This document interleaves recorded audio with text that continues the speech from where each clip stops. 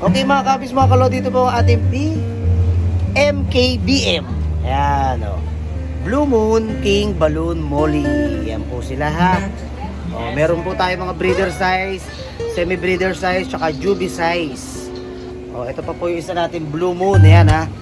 O, yung iba yata dyan parang may cheetah na, pero sa tingin ko lahat yung Blue Moon po, no? Mga lartail Balloon Molly ha. So, BMKBM, Blue Moon King Balloon Molly. Okay? Tapos ito pa isa, oh. Ito yung breeder. Ayan, yan po yung breeder natin ha. Oh, yan po yung ating breeder. BMKBM, Blue Moon King Balloon Molly. Yan. Sana nagustuhan niyo po. Maraming salamat po.